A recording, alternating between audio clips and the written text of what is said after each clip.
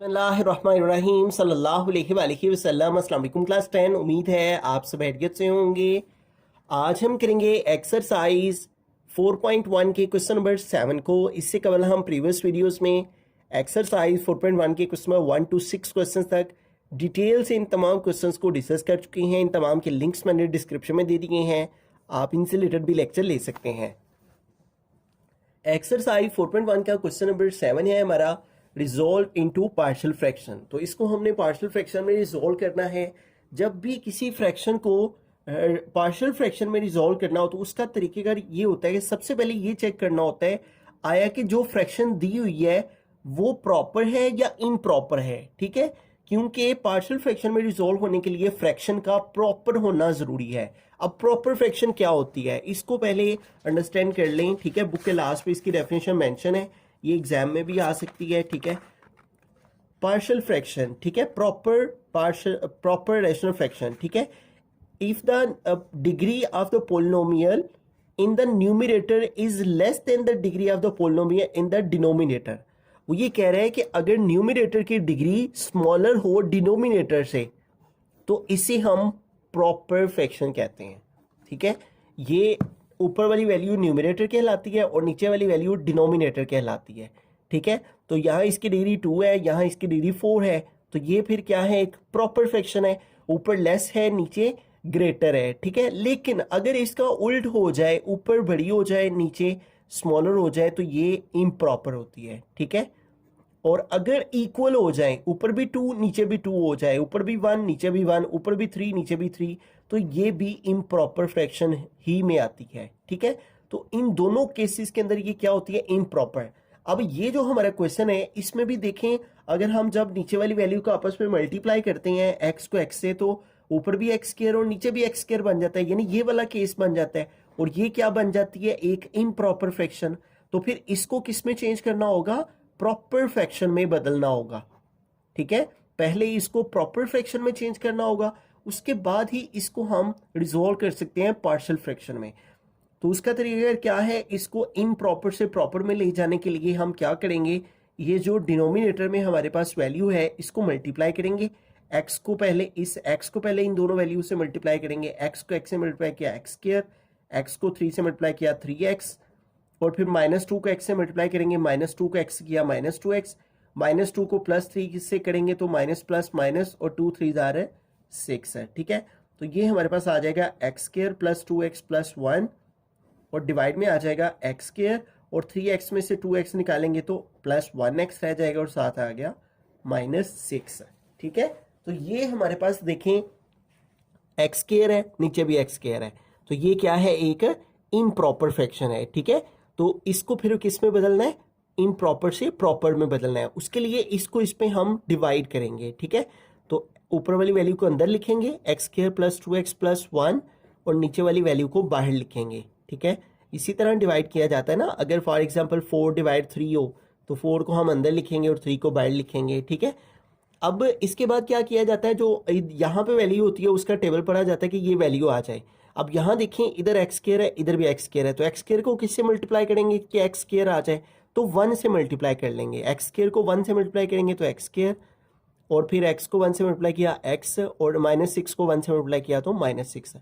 ठीक है, यानी इस सारी वैल्यू को 1 से मल्टीप्लाई किया तो यही वैल्यू आ गई। ठीक है, 1 से मल्टीप्लाई से कोई फर्क नहीं पड़ता। अब सब्ट्रैक्शन करनी है तो नीचे वाली वैल्यू के साइन चेंज हो जाएंगे, इसका प्लस था माइनस हो गया, ये प्लस है माइनस हो गया, ये माइनस है तो प्लस हो गया। अब ये +x² -x² कैंसिल, और 2x - 1x, तो बाकी 1x रह जाएगा। ठीक है, 2 में से 1 निकालें तो 1 आ जाता है, और +1 है और +6 है तो क्या हो जाएगा, +1 और 6 7।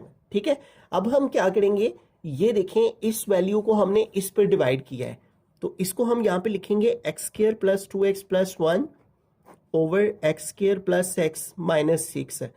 इसको इस पे हमने डिवाइड किया है तो ये आंसर आया है। ठीक है, यहाँ पे देखिए ये आगे सोल्व नहीं होगा, इससे आगे मजीद ये डिवाइड नहीं होगा। इधर देखें 2 पावर है, इधर 1 पावर है, तो जब इधर बड़ी पावर हो जाए इधर छोटी पावर हो जाए, ठीक है, जैसे मिसाल के तौर पे इधर 5 है और इधर 4 आ जाए, तो इसका उल्ट हो जाए, यानी इधर फॉर एग्जांपल आपके पास जो है वो अंदर जो है वो आपके पास छोटी वैल्यू आ जाए, और बाहर जो है वो बड़ी वैल्यू आ जाए, इस तरह से आ जाए। तो 5 1 5 तो नहीं ना हम कर सकते, तो बिल्कुल इसी तरह यहाँ देखें 2 पावर आ गया और यहाँ पे 1 पावर आ गई, इसलिए ये मजीद आगे सोल्व नहीं हो सकेगा। तो फिर हम क्या करेंगे, ये जो ऊपर आंसर में वैल्यू आई हुई है इसे हम साइड पे लिखेंगे प्लस लगा के, ये जो रिमाइंडर में वैल्यू आई है इसे हम ऊपर लिखेंगे और डिवाइड में ये जो वैल्यू है ये यहाँ पे आ जाएगी नीचे, x² + x - 6 इस तरह से। ठीक है, तो अभी तक हमने क्या किया है मैं रिवाइज करवा देता हूँ। सबसे पहले हमने ऊपर वाली वैल्यू वैसे की वैसे नीचे लिखी, नीचे वाली को मल्टीप्लाई किया तो ये आ गया, फिर इसको हमने इस पे डिवाइड किया और डिवाइड इसको इस पे जो किया तो आंसर कैसे लिखेंगे, जो ऊपर आंसर आया उसको साइड पे प्लस लगा के, जो रिमाइंडर आया उसको ऊपर और जो यहाँ पे वैल्यू है वो नीचे आ जाएगी। ठीक है, अब हम क्या करेंगे, ये जो 1+ है इसको हम आंसर तक के लिए जो है वो हम इसको आंसर तक इग्नोर कर देंगे। ठीक है, और इसको हम अब आंसर में जाके लिखेंगे 1+ को। ठीक है, अब तक के लिए हम इसको फॉलो करेंगे। ये देखें ऊपर 1 पावर है नीचे 2 पावर है, तो हमने क्या पढ़ा, ऊपर लेस देन हो और नीचे ग्रेटर हो, न्यूमरेटर की डिग्री लेस हो, डिनोमिनेटर की डिग्री ग्रेटर हो। देखिए ऊपर 1 है नीचे 2 पावर आ गई, तो ये क्या बन गई है, प्रॉपर फ्रैक्शन बन गई है। तो अब ये प्रॉपर बन गई है ना, तो इसको रिजॉल्व किया जा सकता है पार्शियल फ्रैक्शन में। ठीक है, इस 1+ को इग्नोर किया और इसको आगे लेकर सॉल्व करेंगे, x + 7 / x² + x - 6 को। ठीक है, अब इसमें देखें ये जो हमारे पास x² + x - 6 है, इसको हम वापिस इसकी फैक्टराइजेशन करें, तो इसकी फैक्टराइजेशन करें तो ये आएगा x² + 3x - 2x - 6 और इसकी फ्रैक्शन से ये फैक्टर्स आएंगे, तो हम इसकी जगह पे इसके फैक्टर्स लिखेंगे और वो क्या थे, x - 2 और x + 3, x - 2 और x + 3। अब देखें, अब ये क्वेश्चन जोन सी यहाँ पे हमारे पास वैल्यू आई है, ये बिल्कुल बाकी वाले सारे क्वेश्चंस जो थे उनकी तरह इसकी वैल्यू बन चुकी है। अब इसको जो सॉल्व करने का तरीका है वो बाकी क्वेश्चंस की ही तरह है। ये जो पहले वाला फैक्टर है इसको हम लेट करेंगे a के नीचे और प्लस लगा के ये जो सेकेंड वाला फैक्टर है इसको हम b के नीचे लेट करेंगे इस तरह से। ठीक है, अब ये जो हमारे पास इन तीनों वैल्यूज का LCM है वो यही दो वैल्यूज आएंगी, तो इसलिए इसके साथ हमने मल्टीप्लाई कर लेना है। ठीक है, इसको इक्वेशन 1 का नाम दे लेंगे और इसको कहेंगे मल्टीप्लाइंग बाय इस वैल्यू के साथ x - 2 × x + 3। ठीक है, ऑन बोथ साइड। ठीक है, दोनों साइड्स पे हम जो है वो इसके साथ मल्टीप्लाई कर लेंगे। जब यहाँ पे मल्टीप्लाई करेंगे, ठीक है, तो क्या हमारे पास आ जाएगा, यहाँ पे लिख लेते हैं वी गेट। तो जब यहाँ पे हम इस वैल्यू को यहाँ पे रख के मल्टीप्लाई करेंगे तो ये सारी वैल्यू कट हो जाएगी, बाकी क्या रह जाएगा x + 7। ठीक है, और जब यहाँ पे रख के हम मल्टीप्लाई करेंगे इन दोनों वैल्यूज को, यहाँ पे मल्टीप्लाई करवाएंगे इसके साथ, तो x - 2 कट हो जाएगी और x + 3 a के साथ आ जाएगी। ठीक है, और फिर प्लस, अब जब इसके साथ हम इसको यहाँ पे मल्टीप्लाई करवाएंगे इस वैल्यू को यहाँ पे रख के, तो x + 3 से कट हो जाएगा और x - 2 बाकी रह जाएगा और वो b के साथ मल्टीप्लाई हो जाएगा ऐसे। ठीक है, तो जब इस सारी वैल्यू को हम मल्टीप्लाई करवाएंगे इन सब के साथ, तो ये हमारे पास आंसर आ जाएगा और इसको हम कह लेंगे इक्वेशन नंबर 2। ठीक है, अब हम क्या करेंगे, यहाँ पे ये जो हमारे पास a के नीचे वैल्यू है इसको हम लेट करेंगे 0 के इक्वल। ठीक है, और अब जब इसको लेट करेंगे 0 के इक्वल तो यहाँ से x की वैल्यू निकालेंगे, तो -2 उधर जाके +2 हो जाएगा। ठीक है, अब ये जो x की वैल्यू आई है इसे हमने पुट करना है इस इक्वेशन 2 में, तो यहाँ लिखेंगे पुट x = 2 इन इक्वेशन 2। तो इक्वेशन 2 ये है हमारी, इधर x की जगह आ गया 2 प्लस आ गया 7 = इधर आ गया a और इधर भी आ गया x की जगह पे 2 प्लस आ गया 3। आगे देखें यहाँ पे जब हम 2 लिखेंगे तो 2 - 2 0 होगा, 0 b से मल्टीप्लाई करेगा तो ये सारा 0 हो जाएगा। और इसको आगे सोल्व करें तो 2 + 7 9 और a और 2 + 3 5 है। ठीक है, अब देखें ये 9 आ गया और ये 5 a के साथ मल्टीप्लाई हो रहा है, तो इस तरफ जब आएगा 5 तो इधर आके डिवाइड हो जाएगा। एक वैल्यू एक तरफ मल्टीप्लाई हो रही है दूसरी तरफ जाके डिवाइड हो जाती है और इधर a बाकी इधर रह गया। ठीक है, तो r लिख के a हमारा किसके इक्वल आ गया है 9/5 के।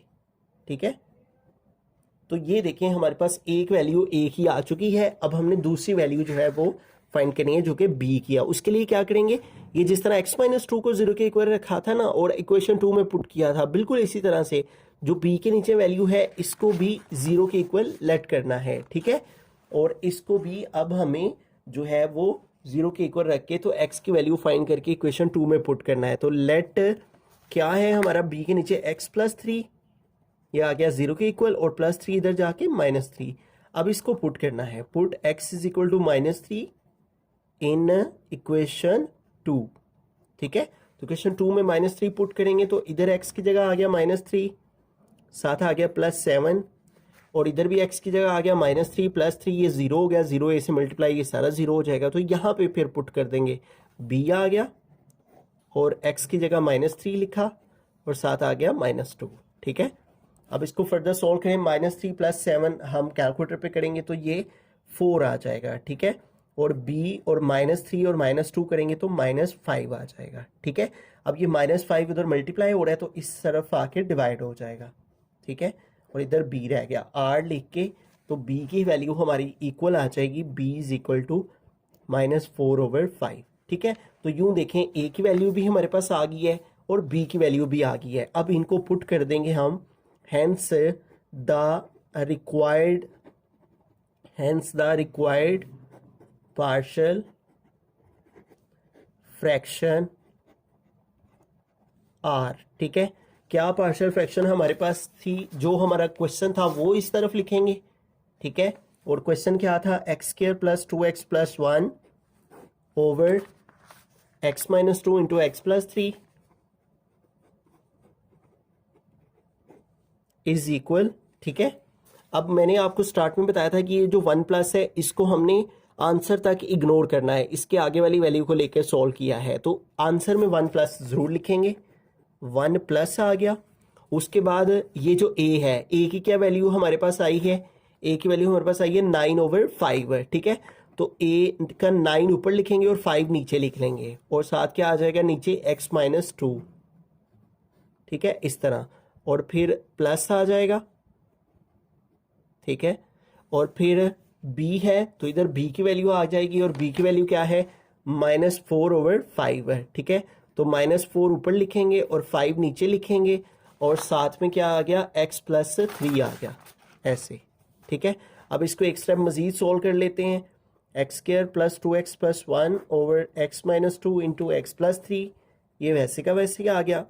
1+ भी वैसे का वैसे ही, 9/5 भी वैसे का वैसे ही, x - 2 ये प्लस इस माइनस से मल्टीप्लाई किया तो प्लस माइनस माइनस हो जाएगा, यहाँ पे ऊपर आ गया 4, नीचे आ गया 5 और साथ आ गया x + 3, ठीक है। तो ये हमारा जो है वो फाइनल आंसर आएगा, ठीक है। तो इस सारे क्वेश्चन में हमने सबसे पहला काम क्या करना है कि इन दोनों को देखना है कि ये प्रॉपर है या इम्प्रॉपर है। तो हमने देखा ये इम्प्रॉपर है क्योंकि पावर ऊपर नीचे सेम थी। तो इम्प्रॉपर से प्रॉपर में चेंज करने के लिए नीचे वाली वैल्यू को हमने मल्टीप्लाई करके तो ये वाली वैल्यू निकाली, फिर इसको इस पर डिवाइड किया ताकि ये इम्प्रॉपर से प्रॉपर में आ सके। तो इसको डिवाइड किया तो ये हमारे पास जो है वो आंसर आया, ठीक है। तो इसको इस पर डिवाइड करके तो ये जो 1+ था इसको इग्नोर किया और ये वाला जो पोर्शन था जो कि प्रॉपर आया हुआ है, ऊपर 1 पावर नीचे 2 पावर, इसको हमने आगे लेकर सॉल्व किया। इसके फैक्टर्स जो थे वो यहाँ पे लगाए और इसकी 1 पावर को x - 2 को a के ऊपर लिखा और x + 3 को b के नीचे लिख लिया, ठीक है। फिर उसी तरह से जिस तरह बाकी के पार्ट्स हमने किए थे कि इसका ये जो एलसीएम था इन तीनों वैल्यूज़ का, उसके साथ सबको मल्टीप्लाई करवाना है। तो जो बाकी रह जाएगा वो यहाँ पे आ गया। फिर x - 2 को 0 के इक्वल रखा तो a की वैल्यू आ गई और फिर x + 3 को 0 के इक्वल रखा तो b की वैल्यू आ गई। a और b की वैल्यू दोनों को हमने क्वेश्चन नंबर 1 में पुट कर दिया और उससे पहले 1+ जो हमारा ये वाला था वो यहाँ पे लिख दिया।